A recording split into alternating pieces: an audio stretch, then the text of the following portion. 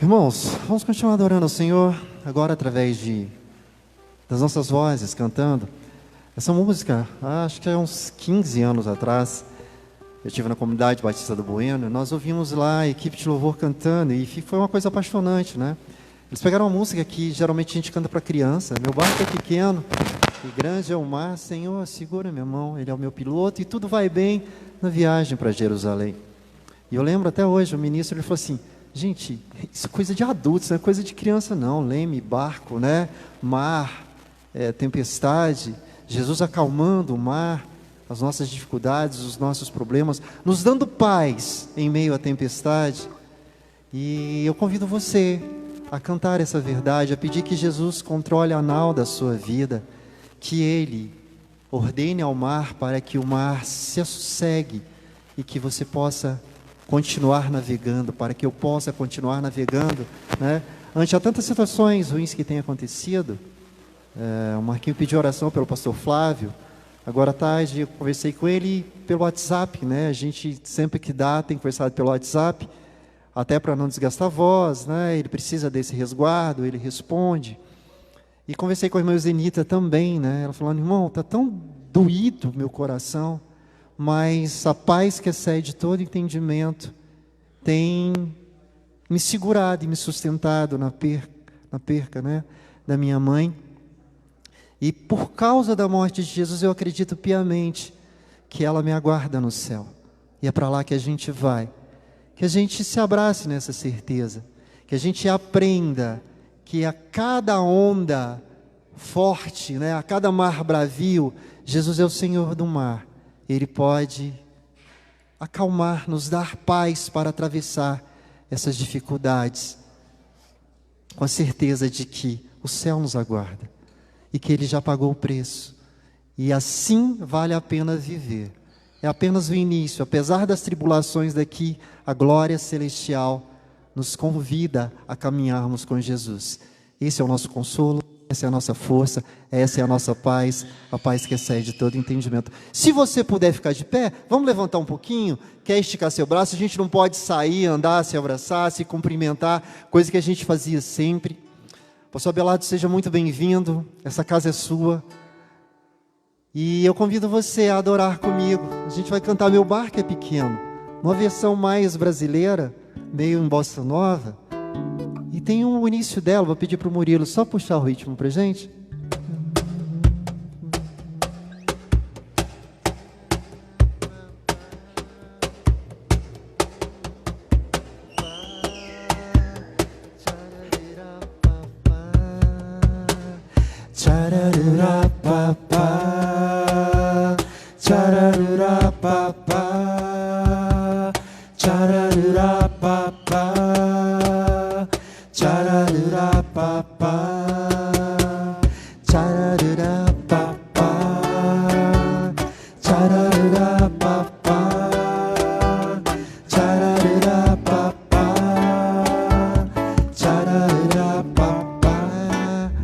Meu barco é pequeno e grande é o mar.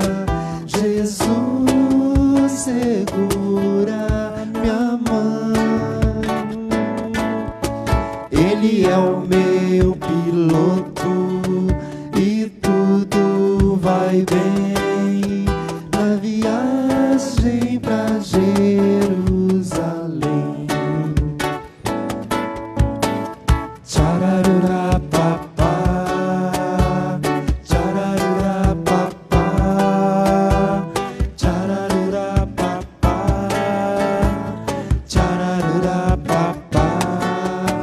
Meu barco sem Cristo ao céu não irá, nas águas se afundará.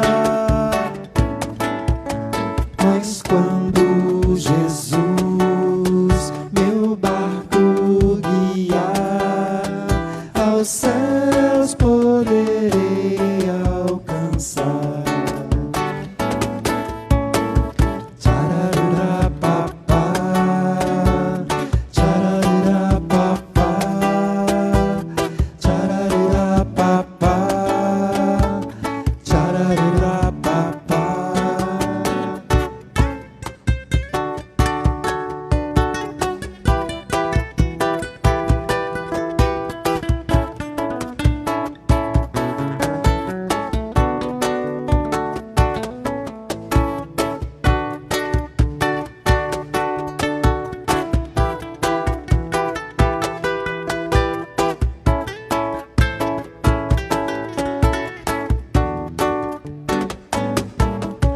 Meu barco sem Cristo ao céu não irá, nas águas se afundará.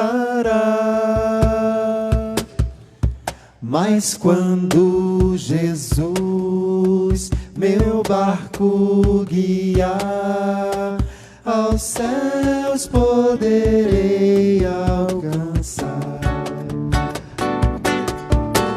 Tcharará papá, tcharará papá, tcharará papá, tcharará papá, tcharará papá, tcharará papá, tcharará papá, tcharará papá.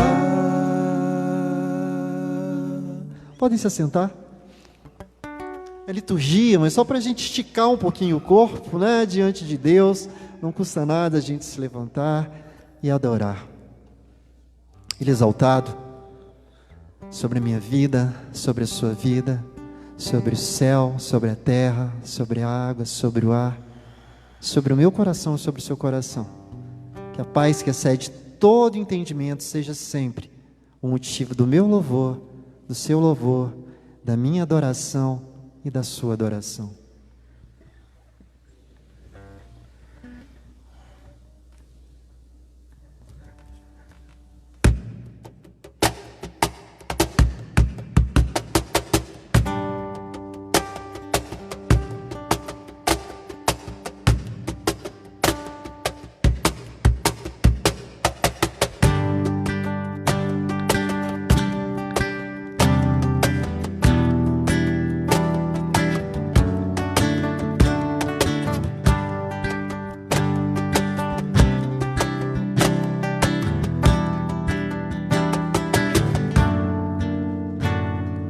Ele exaltado, o Rei exaltado nos céus, eu louvarei. Ele exaltado para sempre, exaltado o seu nome, louvarei.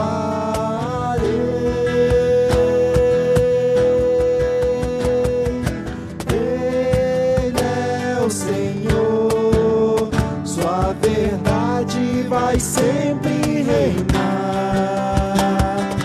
Terra e céu glorifiquem seu santo nome. Ele é exaltado, o Rei exaltado no céu.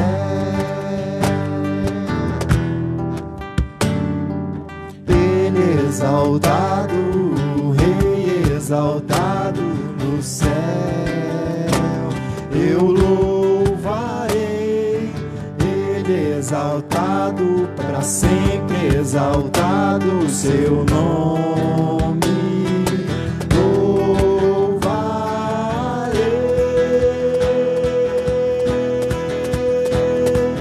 Ele é o Senhor, sua verdade vai sempre reinar. Terra e céus glorifiquem seu santo nome. Ele é exaltado, o Rei exaltado no céu. Ele é o Senhor, sua verdade vai sempre reinar. Terra e céus glorificam seu santo nome. Ele é exaltado, o Rei exaltado no céu. Ele é exaltado, o Rei exaltado no céu.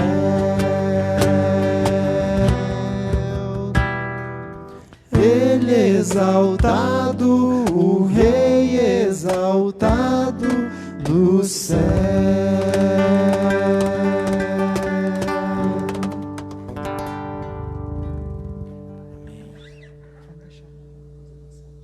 Vai cantar o...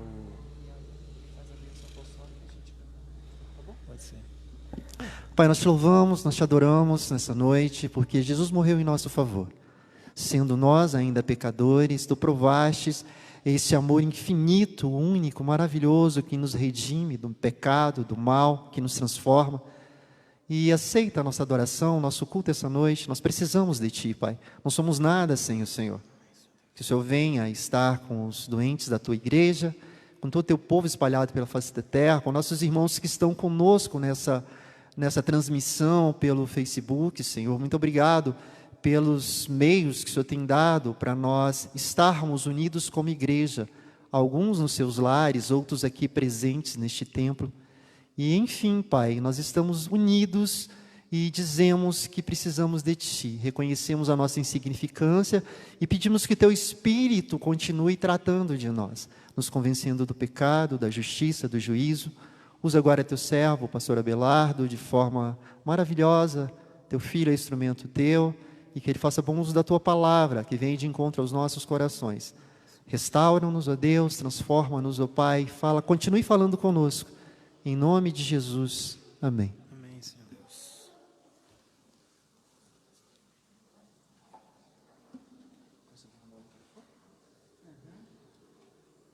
Você está aqui? Você convida o pastor? Pode chamar o pastor. Quero convidar aqui à frente o pastor, para dar a mensagem essa noite.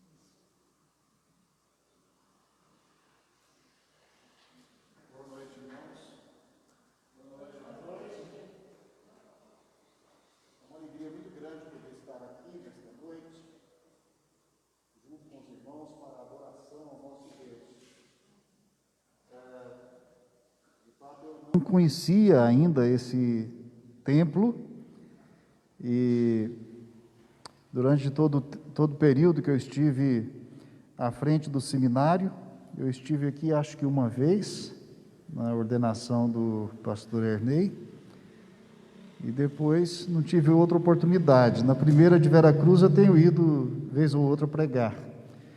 Então, para mim é uma grande satisfação poder conhecer os irmãos, poder estar aqui na Segunda Igreja Batista de Veracruz e poder compartilhar com os irmãos da Palavra de Deus.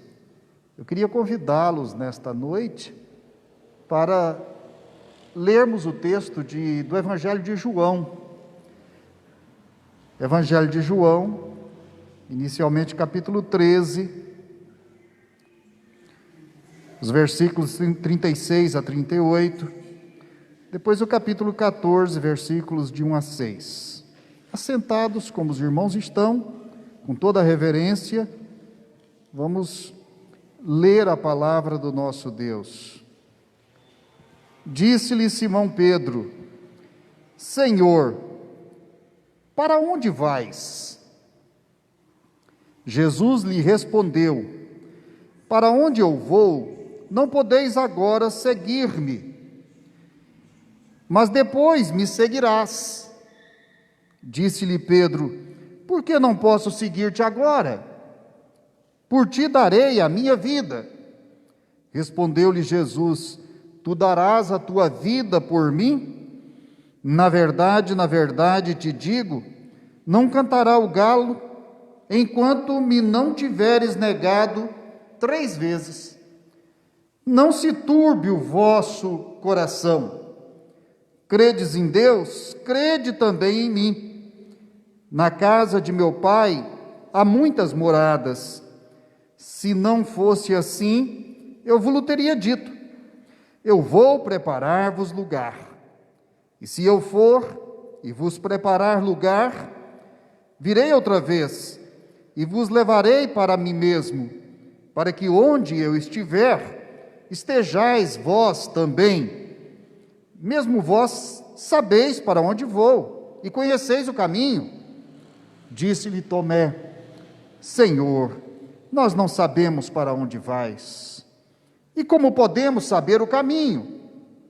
Disse-lhe Jesus: Eu sou o caminho, a verdade e a vida.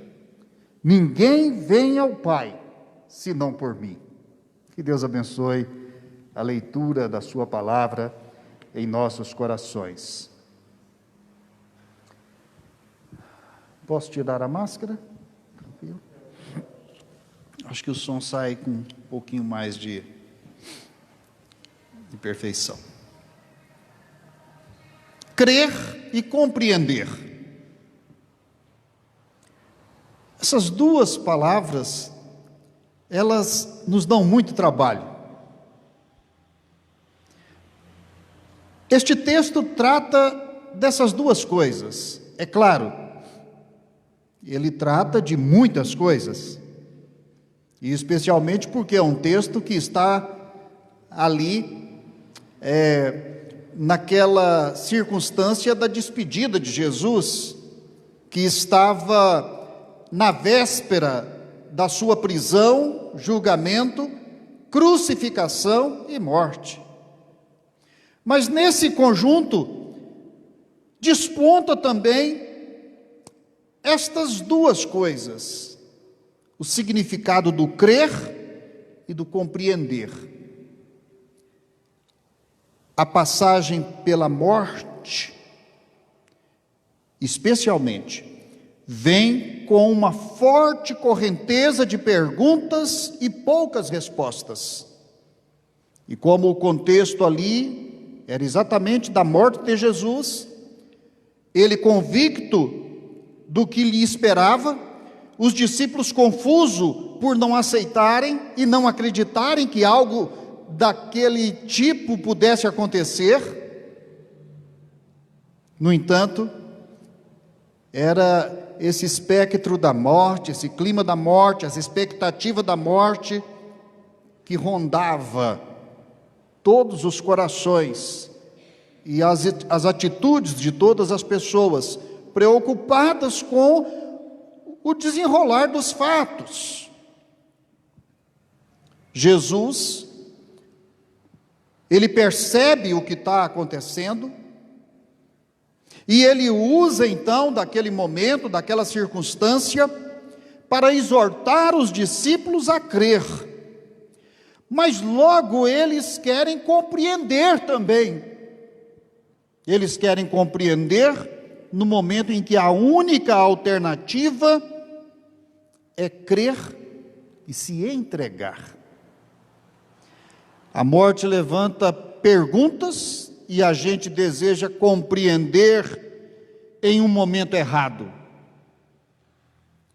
Participei de um velório muito difícil, triste, de uma irmã muito fiel da nossa igreja, que cooperou também comigo e minha esposa no ministério da Igreja do Parque Amazônia, em Goiânia. Mas ela e o esposo eram membros na Igreja Jardim das Esmeraldas. A família muito querida. A mãe dela dizia: pastor, o senhor é que é meu pastor ainda. E tudo ela queria compartilhar. E nesse tempo de pandemia, é tão difícil a gente ficar próximo, né?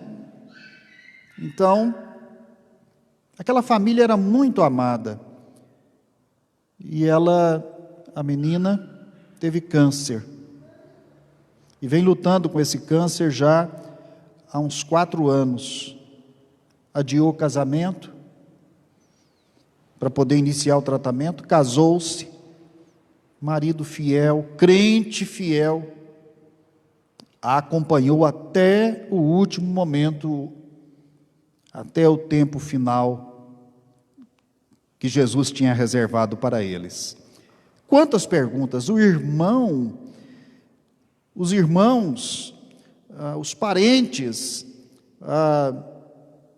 os irmãos da igreja, como compreender que Deus pudesse permitir isto e não respondesse às orações, por exemplo? Como compreender que o Todo-Poderoso não pudesse evitar aquela situação de morte, de sofrimento, de separação? Os discípulos se perguntavam: não pode acontecer isso com Jesus, pode? Dele nos deixar? Então a morte levanta perguntas demais. E de fato, nós tentamos compreender as coisas fora do tempo. É exatamente nos momentos errados que nós fazemos as perguntas mais difíceis. Não é o tempo de compreender, e sim de crer. Este texto mostra isto. O crer é preenchido pelas promessas, e o perguntar é respondido simplesmente com não agora, como Jesus respondeu a Pedro. Não agora, Pedro, mais tarde.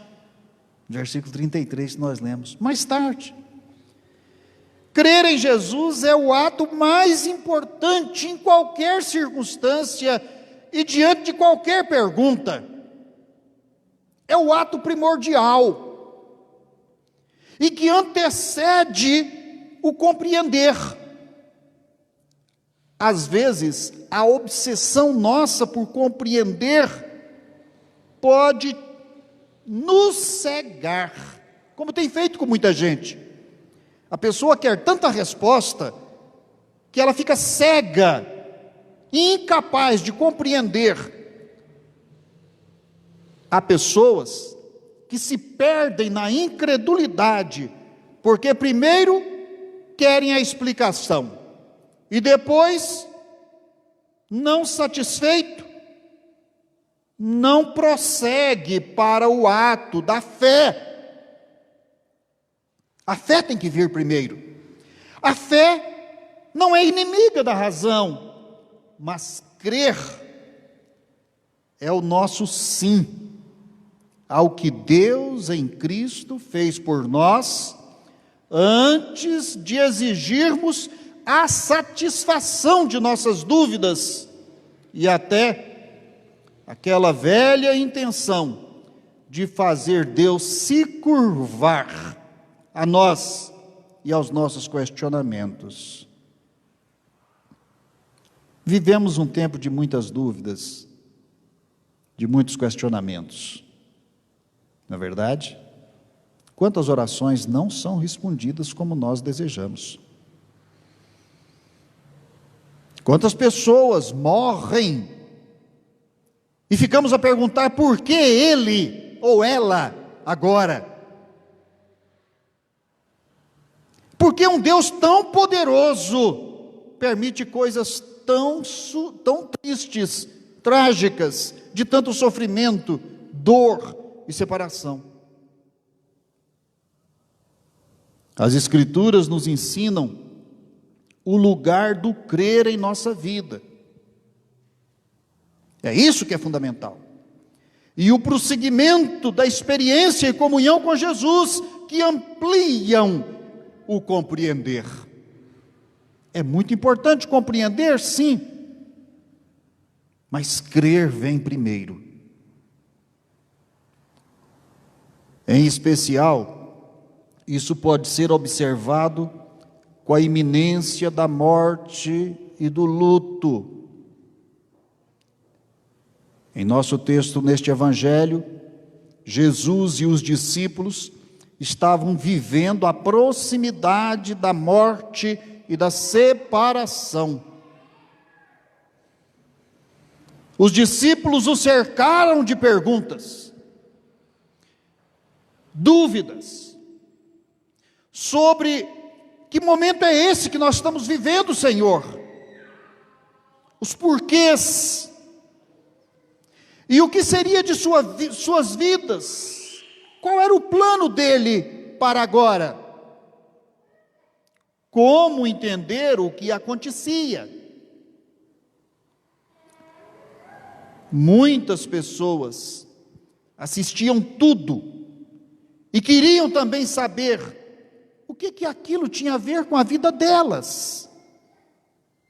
As ovelhas do Senhor viam o mestre ser ameaçado e ferido, e os que criam nele ficam confusos em suas mentes e em seus corações. Aquele era o momento em que mais se exigia da fé. Não é assim nos tempos mais difíceis? Nos tempos da enfermidade? Nos tempos da escassez de dinheiro? Nos tempos dos acidentes? Nos tempos das perdas, da separação? É onde mais se exige fé. Mas a ansiedade nossa em querer respostas atrapalha a direção de Deus em nossas vidas, como atrapalhou a direção de Jesus para a vida dos discípulos naquelas circunstâncias. Como combinar bem o crer e o compreender, não é?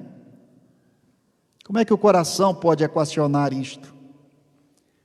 Para irmos então do crer ao compreender, Jesus nos ensina algumas coisas. Primeiro, que é preciso esperar. O ser humano não tem esta qualidade, poucos têm a qualidade de saber esperar. O que diz Eclesiastes para nós, não é? Há tempo para todo propósito. Eclesiastes 3. Quantos já leram esse capítulo da Bíblia? Você já leu? Eclesiastes 3.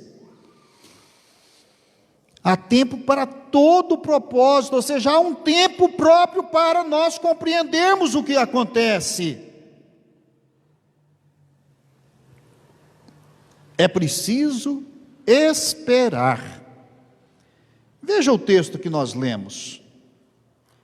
No capítulo 13, versículos 36, disse-lhe Simão Pedro: Senhor, para onde vais? Jesus lhe respondeu: para onde eu vou, não podes ir agora. Não é tempo. Não podes ir agora. Depois me seguirás. Mais tarde. Seu tempo vai chegar. Este é o meu tempo. Este é o plano de Deus para a minha vida. Meu Pai me destinou para isso. Agora, o plano dele para você não é o mesmo do plano dele para mim. Veja como que Jesus distingue isso aqui para nos ajudar a aceitar determinadas situações. O que Deus tem para a minha vida é diferente do que Ele tem para a sua. E o que Deus tem para a sua vida é diferente do que Ele tem para a vida da sua esposa. É diferente do que tem para a vida dos filhos. Quando tudo segue este plano de Deus em harmonia, vai tudo muito bem. Mas nem sempre é assim. Então é preciso esperar. Encontrei uma mãe, batizei o filho, o esposo, e ela disse: pastor, meu filho foi embora. Chegou o momento em que, se eu não mandasse ele para a casa dos meus pais, ele ia bater em mim e em meu esposo. Olha o grau de conflito. Eu falei: mas e a igreja? E a fé? Pastor, ele não quer saber de nada, não respeita mais ninguém. Minha irmã, é o tempo de esperar e de orar. Porque há certas coisas que a gente não tem como consertar com a nossa própria força. Há um momento certo para isto. O momento em que o Evangelho vai cobrar da vida dele. O momento em que a semente vai frutificar. O momento em que o Espírito Santo vai tocar nas suas feridinhas e ele vai sentir o caminho errado que trilhou. Ele vai cair em si, como o filho pródigo, não é isso? É preciso esperar. Mais tarde, Pedro. Depois, Pedro. O temperamento de Pedro era de ação e não de esperar. Ele queria defender o mestre, ainda que tivesse que morrer por ele e com ele. Mas o que ele conseguiu foi ferir um soldado e complicar ainda mais a situação. E Jesus teve que operar ali um milagre, não é? De restaurar a orelha daquele servo chamado Malco, por causa de um temperamento intempestivo, de não saber esperar. Nós precisamos aprender o tempo da espera, tempo de Deus para nós. Nós precisamos de crer mais do que de agir, ainda que eu não esteja aqui defendendo a ineficácia da ação humana. Nós temos que agir, nós temos que buscar, nós temos que tomar providências.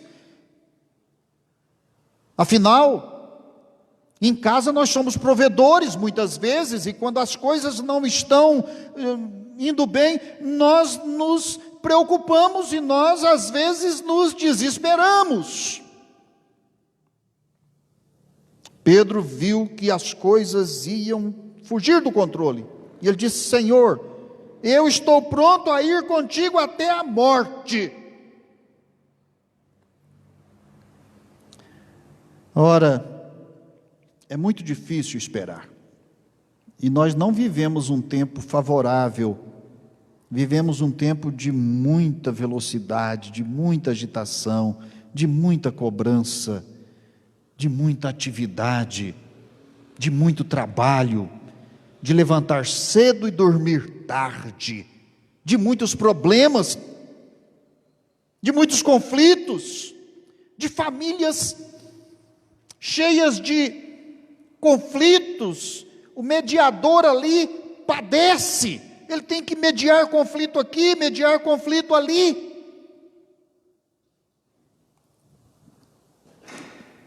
É preciso saber esperar. Mas Jesus também vai ensinar aos discípulos aqui que é preciso ouvir. Ouvir. Seguir-te agora eu não posso? Perguntou Pedro. Parece que Pedro não estava ouvindo bem o que Jesus estava ali a dizer. Disse-lhe Pedro: por que não posso seguir-te agora? Por ti darei a minha vida. Respondeu-lhe Jesus: tu darás a tua vida por mim? Ora, Pedro, na verdade te digo, não cantará o galo enquanto não tiveres me negado 3 vezes. Ou seja, parece que Pedro não estava, Jesus estava falando e Pedro não estava ouvindo. E ele queria então passar à frente, ele queria então resolver, ele queria agir. Por que eu não posso fazer isto? Por que eu não posso fazer aquilo? Não, Pedro, ouça o que eu te digo. É isso que Jesus diz a nós. Irmão, ouça o que Jesus está dizendo. Ouça o que Deus está dizendo. Ouça o que a palavra está dizendo. Exercita o teu ouvido, a tua audição. Seja atencioso no ouvir. Perceba as palavras, perceba os sons, perceba o sentido daquilo que Jesus está falando. É preciso ouvir. E Pedro não era treinado, parece, nisso. Jesus disse: olha, Pedro,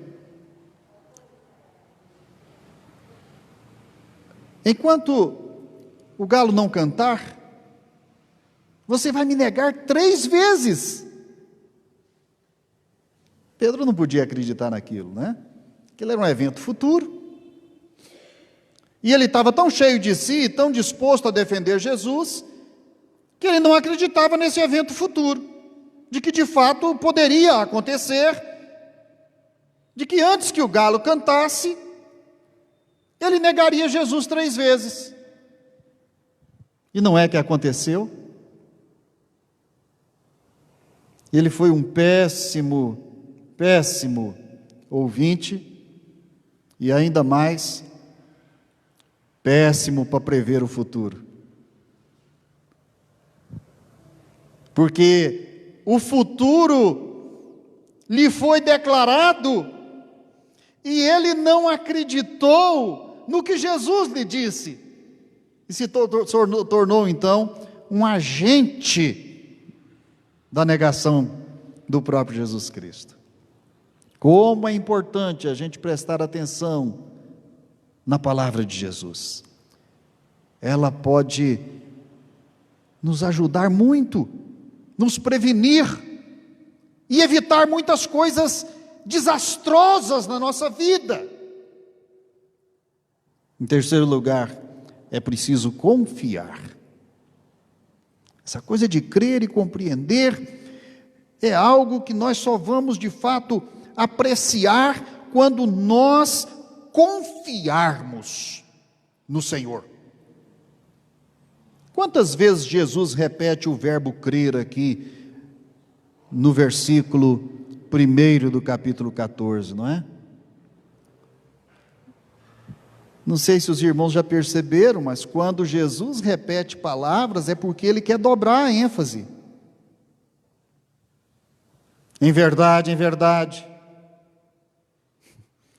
Quem tem ouvidos para ouvir, ouça. E aqui ele diz: não se